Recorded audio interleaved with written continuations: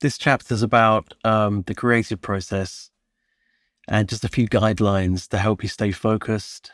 And if you get into a rut creatively, just a few little tips to help you get out of it.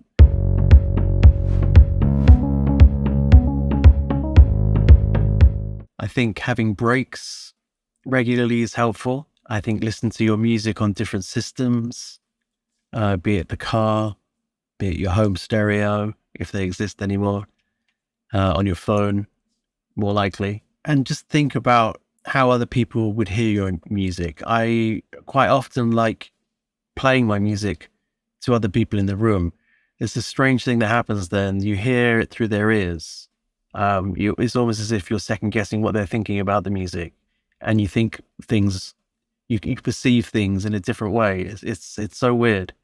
So I kind of like to play music to my family and my friends, and sometimes I don't even want them to say anything because I kind of know intrinsically what I want to do to the music because I played it to someone and I've thought about their thought process. It's a strange, I can't explain why that happens, but it's definitely a thing. When we were doing Viva la Vida, so Brian Eno was producing, and along with Marcus Travs, and then obviously at the end of the process, I kind of came more into my own and my contribution was recognized. So I got co-producer credit, which is great. But Brian Eno would come into the studio and we would do a thing called musical gym every morning. There was 1 hour, which was just everybody was allowed to flex their musical muscles in a way. It was a jam session. Anyone could play anything and music would just be made and recorded. And more often than not, it was chaotic and not amazing, but sometimes a little nugget would come out of it that made the whole process worthwhile. And we kept on coming back to some of those nuggets for the next couple of albums as well, if we needed a little sound or a little soundscape for something. So musical gym is always nice. And it's also a fresh way of kind of getting into the process of making music for the day.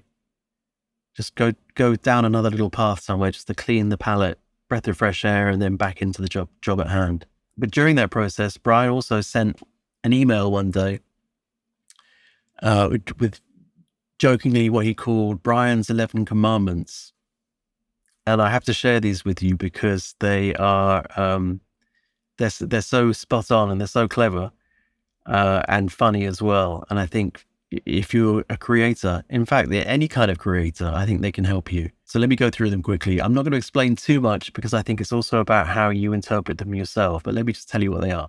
So number one is, you shall not seek power through density. Every object obscures another, which is a quote by Luis Buñuel, who is a famous Spanish filmmaker and great. And I love that idea. It's all about simplicity, basically. Okay. I wasn't going to explain too much. Number two, nor shall you use every color in every painting. Making strong colors means leaving some out. Number three, you should be sparing with all forms of multiplication, i.e. reverb, echo, loops, cutting and pasting. So I'm glad I'm sharing these with you because I think they really speak to the essence of what I see creation as, creating music. You have all of this chaos bubbling around and you're trying to grab pieces and put them together in the most simple way to have something that is unique and moving.